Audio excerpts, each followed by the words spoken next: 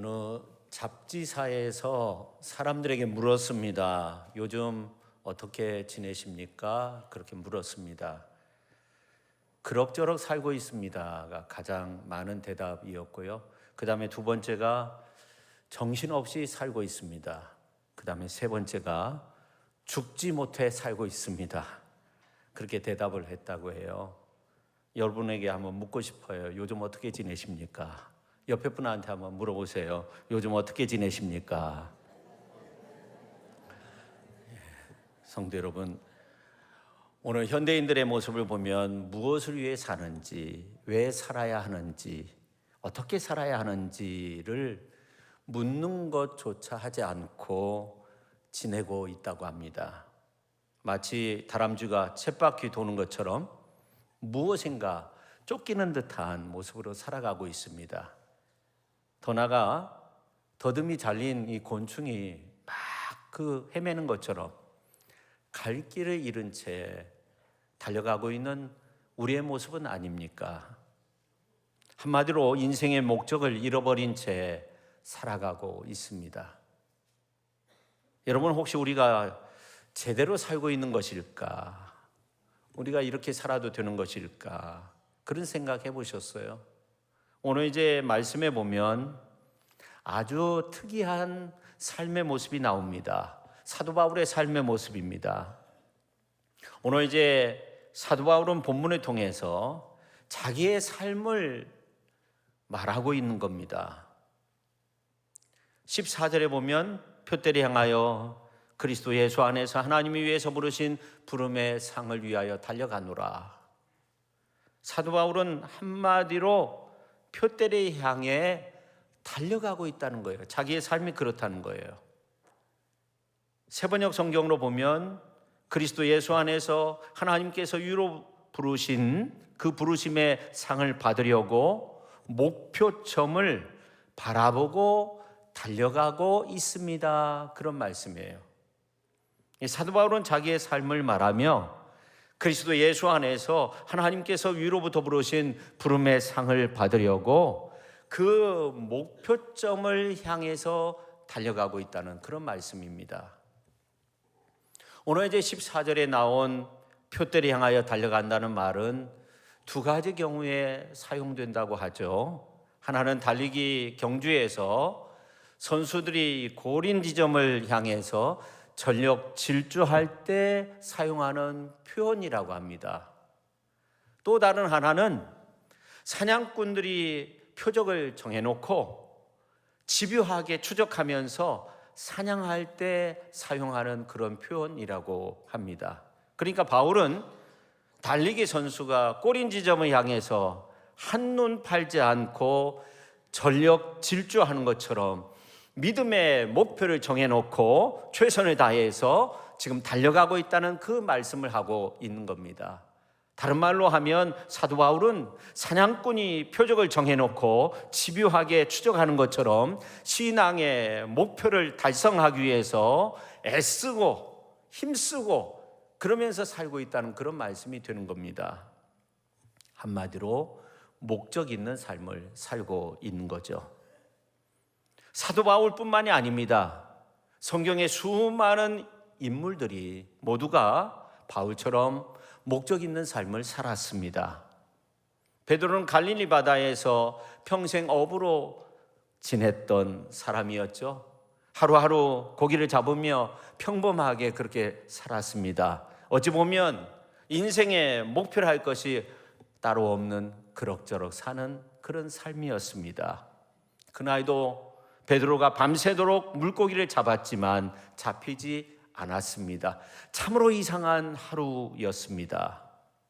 보통 어부들은 밤에 물고기를 잡지 않습니다. 특히 어족이 풍부한 이 갈릴리 바다에서는 낮에만 고기를 잡아도 충분히 잡을 수 있었습니다. 아무리 그물을 던지고 또 던져도 물고기가 잡히지 않는 거예요. 이것은 베드로의 삶에 위기가 온 거예요. 베드로의 인생에 위기가 온 거예요. 베드로의 장모는 열병으로 누워있고 그날 먹고 살아야 하는 베드로에게 큰 위기가 닥친 것입니다.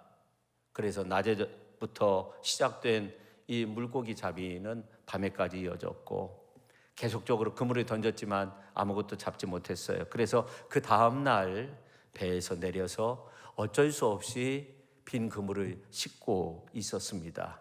근데 예수님께서 나타나셔서 배를 빌려달라 그렇게 말씀하시면서 수많은 무리 가운데 하나님의 복음의 말씀을 전파하시는 겁니다. 그리고 나서 베드로에게 말씀하시는 겁니다. 깊은 데로 가서 그물을 한번 내려봐라. 그리고 고기를 잡으라 말씀하시는 거예요. 베드로가 말합니다. 제가 밤새도록 그물을 던졌지만 아무것도 잡을 수가 없었습니다. 그러나 내가 주의 말씀에 의지해서 깊은 데로 가서 그물을 던지겠습니다. 그랬을 때 그물이 2배에 잠길 정도의 엄청난 물고기로 가득 차게 되었습니다. 하는 수 없이 동료 야고보 요한 배를 오라고 해가지고 그물을 막 같이 끌어올렸지만 2배에 잠길 정도가 되었어요. 그래서 베드로가 말해요. 나는 죄인이로소이다. 그렇게 고백하는 베드로에게 예수님은 나를 따르라 하면서 내가 이제 너를 사람 낚는 어부가 되게 하겠다 말씀하십니다. 그렇습니다. 이 베드로는 예수 메시아를 만난 뒤에 물고기 잡는 어부에서 사람 낚는 어부가 되었어요. 완전히 그의 삶이 변했어요. 베드로는 사람 낚는 어부라는 새로운 인생의 목표를 세우게 된 거예요. 베드로는 이 목표를 향해서 전력 질주하게 된 겁니다. 모세는 젊은 시절 인생의 꿈을 다 접고 나이 80세에 평범하게 양을 치면서 이제 인생살이 마감할 때가 된 거예요. 정리할 때가 되었어요. 죽을 날만 바라보는 그런 삶이 되었습니다. 모세는 젊은 시절 인생의 꿈을 다 내려놓고 양을 치고 있는데 어느 날 하나님께서 호렙산 떨기나무 불꽃 가운데서 모세야 모세야 부르시는 거예요. 그 뒤에 이 모세는 새로운 인생의 목표를 가지게 되었습니다. 새 사람으로 변하게 되었습니다. 이렇게 모세는 야훼 하나님께로부터 내 백성을 인도하라는 그러한 사명을 받고 새 목표를 향해 전력 질주하게 되었습니다. 그렇습니다. 그리스도 예수 가운데 있는 우리는 주 안에서 목적 있는 삶을 사는 인생으로 바뀐 거예요. 주님을 만난 뒤에 주님께서 우리에게 인생을 새롭게 변화시켜 주시는 그 은혜 속에서 우리를 살도록 그렇게 우리를 완전히 바꾸어 주셨어요. 성도 여러분, 예수께서 세리였던 마태를 부르신 것은 예수의 공동체가 위협받는 그런 일이었습니다. 열심당원이었던 가룟 유다나 성격이 급한 베드로, 야고보, 요한과 같은 경우는 이 세리 마태에 대해서 정말로 마음에 들지 않죠. 세관 업무를 하면서 동족의 피를 빠는 그런 일을 하였기 때문에. 그런데 예수님은 그를 부르셨어요. 그리고 바로 그의 집에 가서 제자들과 함께 그 집에서 식사를 하는 거예요.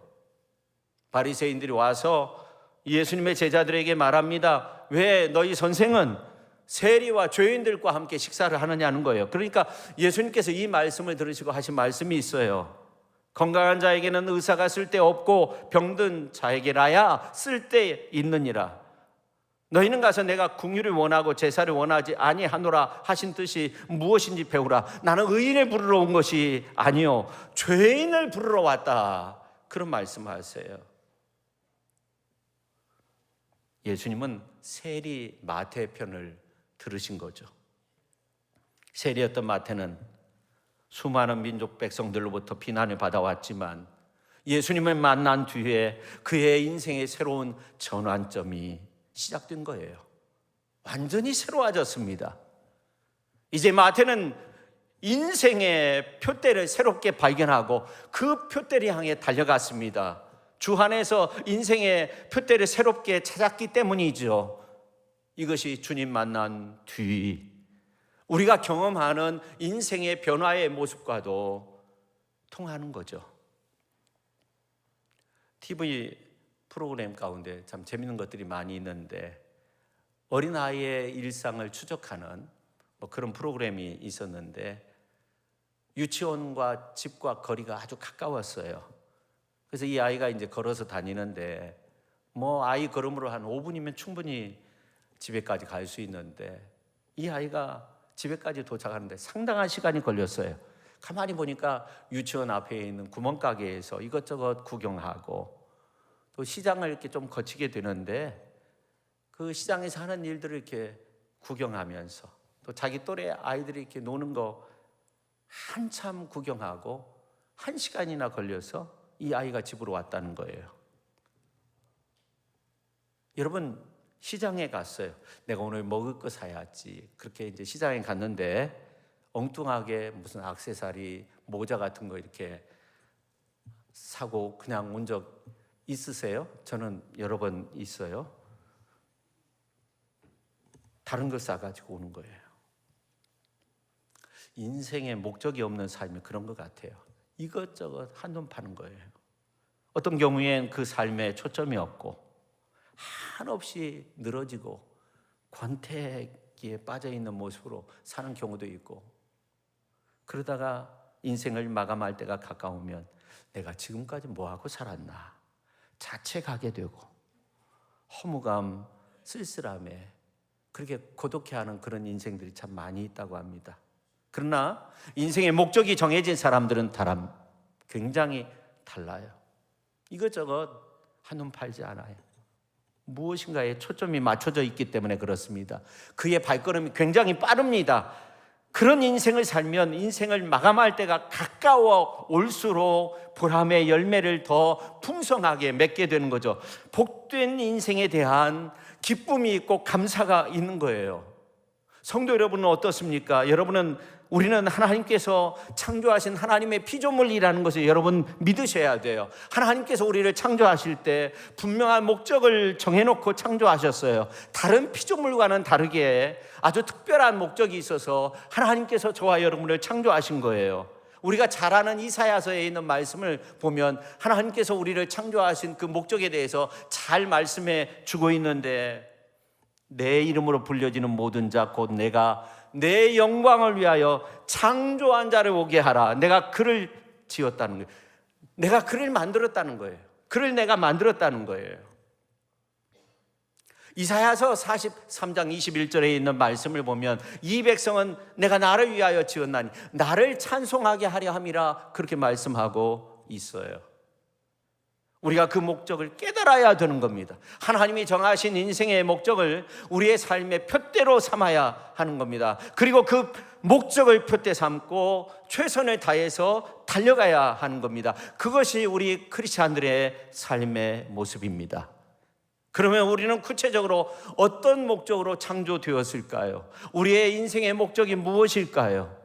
지금 내가 사는 인생의 목적, 아니 오늘 본문 말씀에 나오는 인생의 표대는 무엇일까요? 오늘 이제 말씀을 보니까 11절과 12절에서 그렇게 말씀하고 있어요. 어떻게 해서든지 죽은 자 가운데서 부활에 이르려 하노니 내가 이미 얻었다 함도 아니요 온전히 이루었다 함도 아니라 오직 내가 그리스도 예수께 잡힌 바 된 그것을 잡으려고 달려간다는 거예요.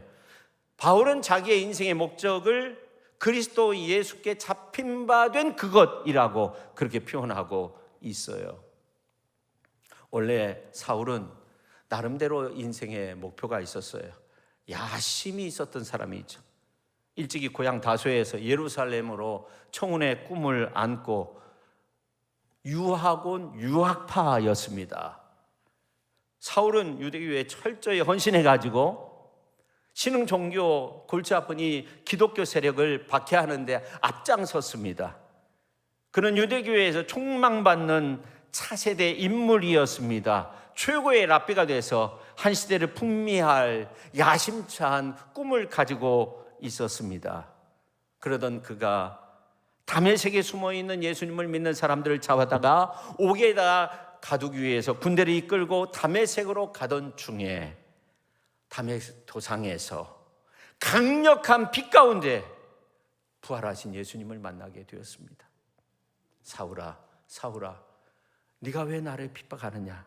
나는 내가 핍박하는 예수다. 그 순간 이 사울이 완전히 거꾸러지잖아요.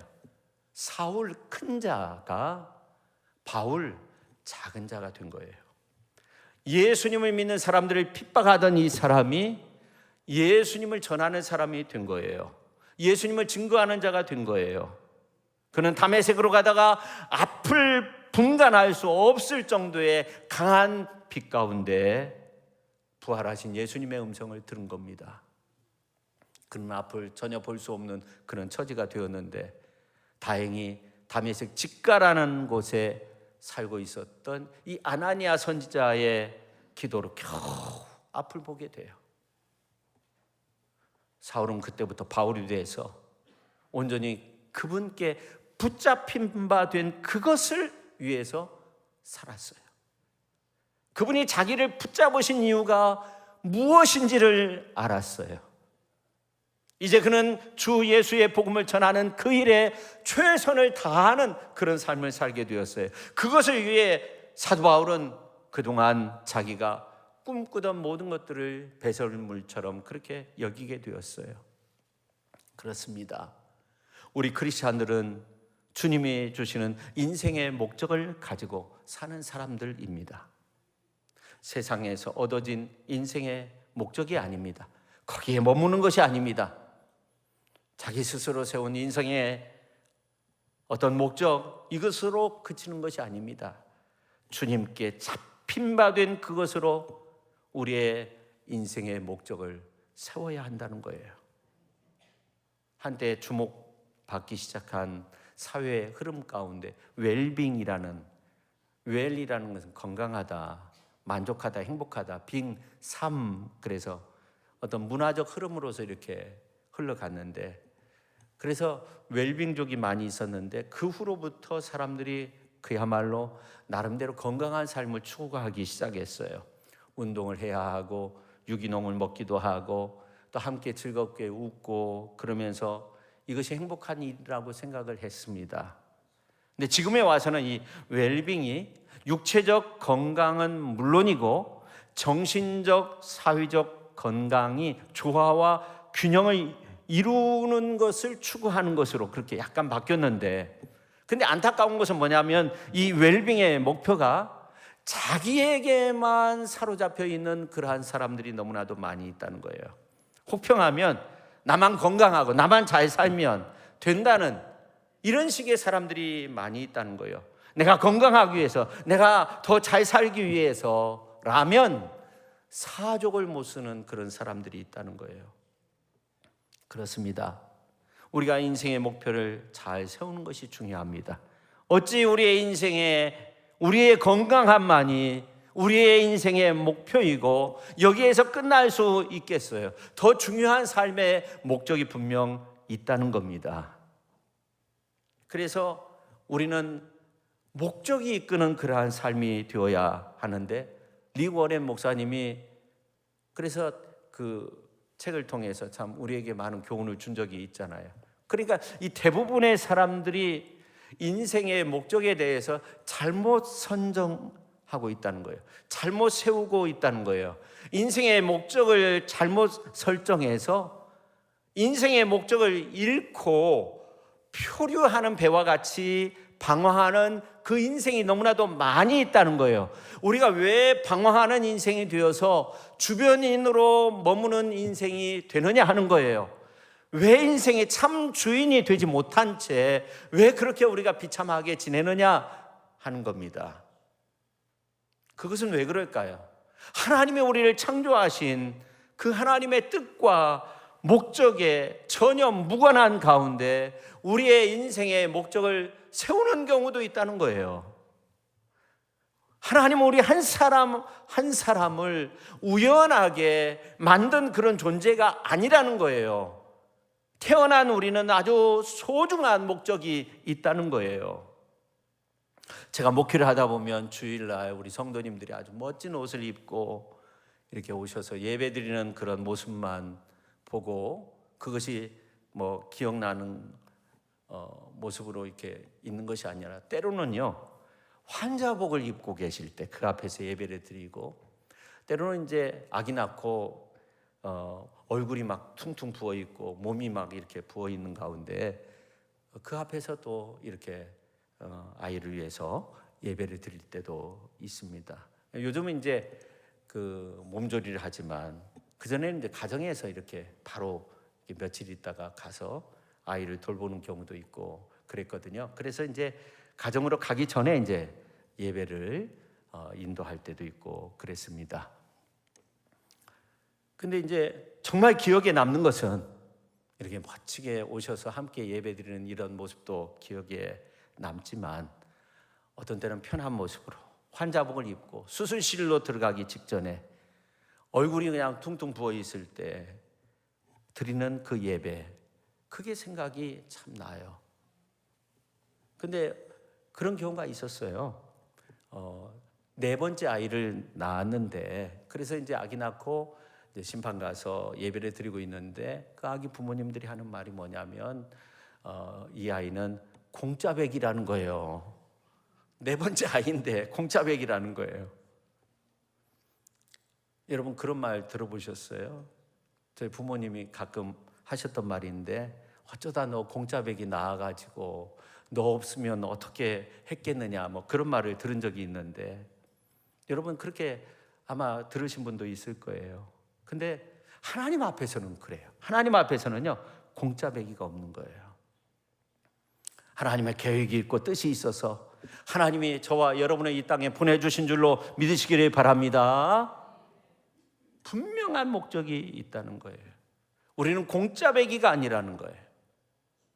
하나님은 하나님의 선한 목적을 위해 우리를 이 땅에 보내신 줄로 믿으시기를 바랍니다. 그래서 우리가 이 성경을 통해서 인생의 목적을 분명히 알아야 되는데, 이 성경에 보니까 인생의 목적에 대해서 한 5가지로 말씀하고 있는데, 우리는 하나님의 기쁨을 위해서 계획되었다는 거예요.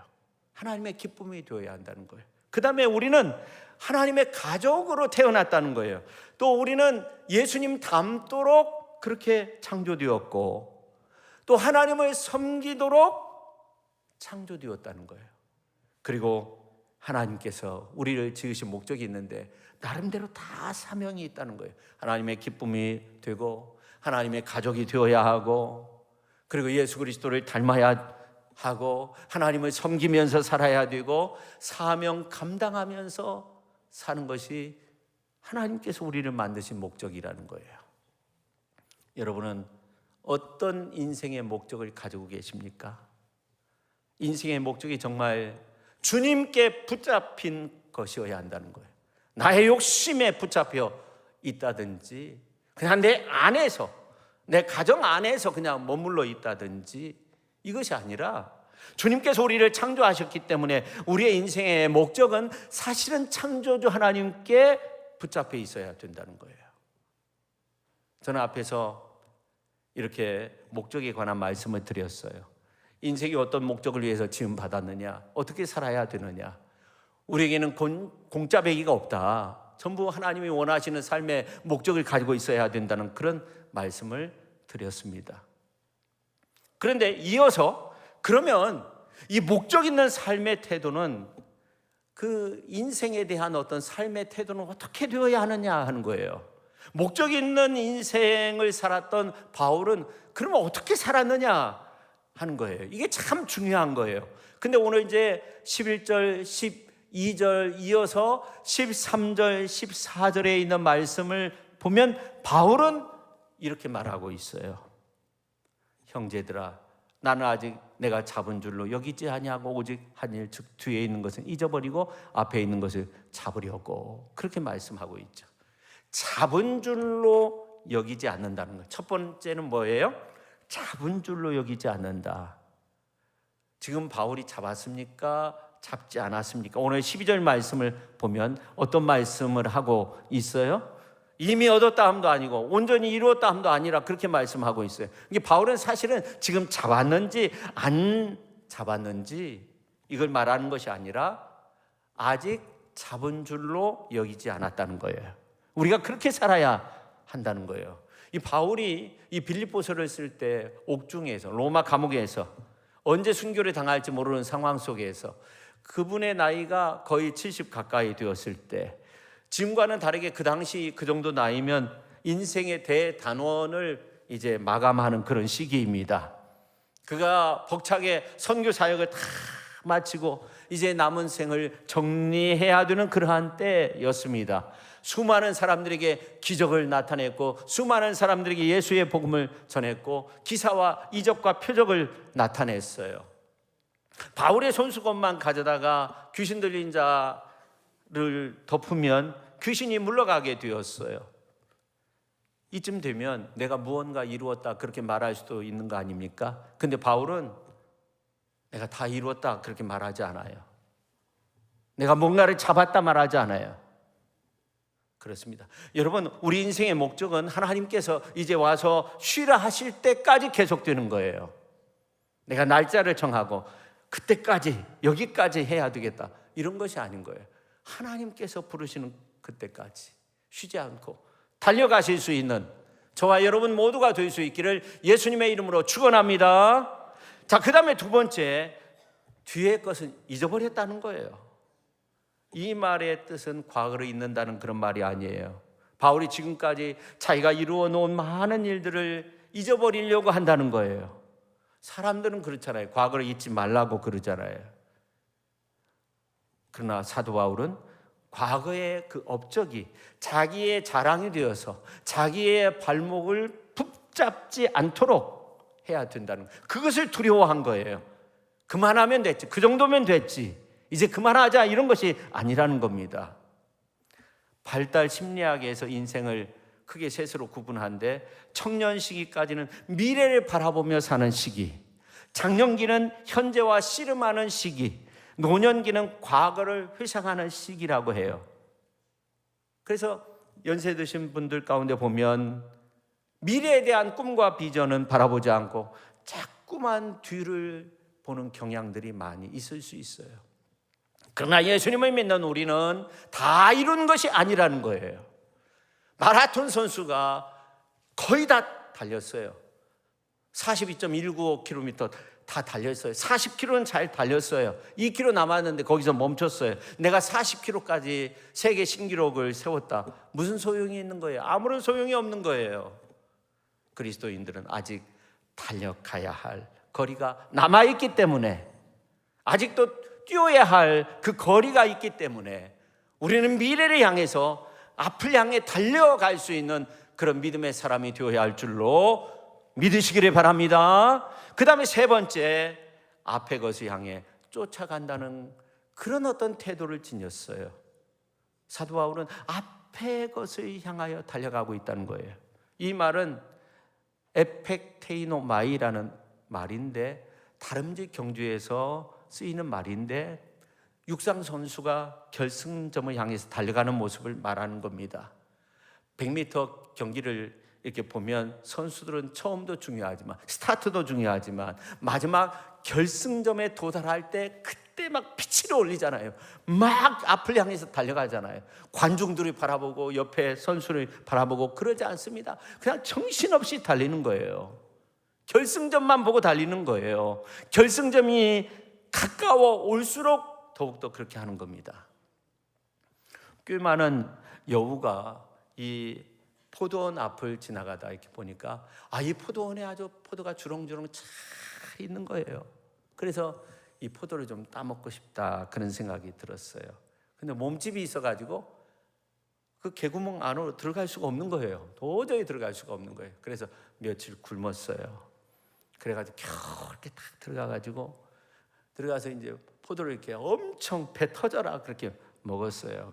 그리고 이제 주인이 오기 전에 도망쳐야지 생각하고 나가려고 하는데 이게 딱 걸리는 거예요.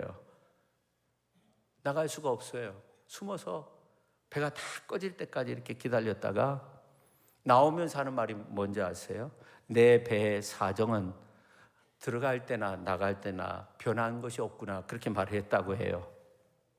우리 인생도 그런 거 아닙니까? 빈손으로 왔다가 빈손으로 가는 것이 우리 인생 아닙니까? 우리가 이 땅에서 소유하며 사는 것은 잠깐일 뿐 우리는 영원한 하나님의 세계를 소망하며 살아야 될 줄로 믿습니다. 영원한 하나님의 목적을 이루기 위해서 힘써야 될 줄로 믿으시기를 바랍니다. 그 아름다운 삶의 모습이 우리에게 필요한 거예요. 미국의 철도왕 제임스라는 사람이 젊은 날 쉽게 버는 방법이 무언가 이렇게 보니까 철도 공사판에 가가지고 일을 하는 것이었어요. 하루 일당이 $5였다고 합니다. 그래서 $5를 벌기 위해서 이렇게 일하는데 열심히 일하면서 내가 철도를 위해서 좀 일을 해야 되겠다. 그래서 공부도 하고 1급 기사가 되고 나중에 서부 철도 회사의 사장이 되었어요.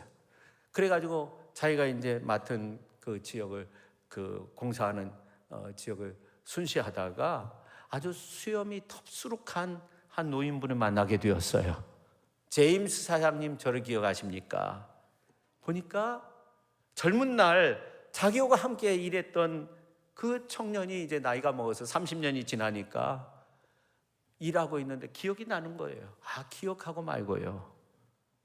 그때 저하고 같이 꽃갱이질 했죠? 그럼요. 근데 하는 말이 뭐냐면 나는 그때요 $5 벌기 위해서 일한 것이 아닙니다.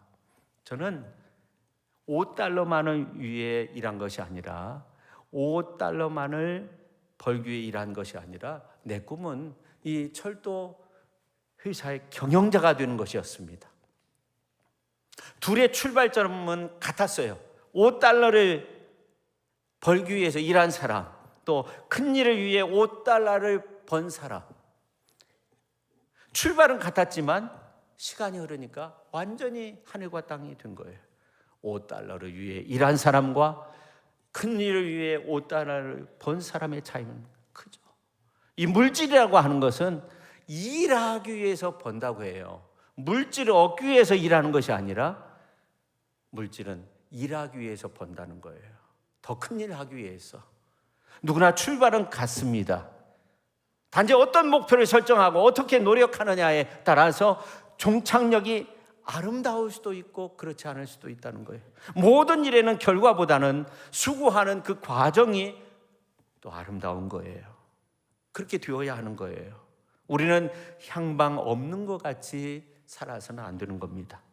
우리에게는 표대가 있는 줄로 믿으시기를 바랍니다. 신앙의 표대, 흔들림이 없는 표대를 메고 하나님의 영광을 위해서 사는 믿음의 사람들이 되어야 할 줄로 믿으시기를 바랍니다. 하나님이 이끄시는 그 한 사람, 정말 하나님께서 부르시는 그 한 사람, 택함 받은 그 한 사람, 하나님의 영광을 위해서 사는, 표대를 향해 달려가는 그 한 사람이 바로 저와 여러분이 될 수 있기를 예수님의 이름으로 축원합니다. 기도하겠습니다. 살아계신 하나님 아버지, 세상에 수없이 많은 사람들 가운데 저희들을 불러주셔서 저희들을 택하여 주시고 하나님의 영광을 위해서 이 시대에 그때그때마다 필요한 하나님의 선한 역사를 위해 우리를 불러주신 줄로 믿습니다. 아버지 하나님, 우리가 과연 어떤 삶의 목적을 두고 살아야 되는가, 우리의 표대는 무언가 하는 것들을 생각해 보았습니다. 이 시간을 통해서 바울의 그 아름다운 모습을 본받게 하시고 우리의 삶 속에서 진정 하나님의 영광을 드러내는 은총의 삶이 되게 하여 주옵소서. 예수님의 이름으로 기도 올리옵나이다. 아멘.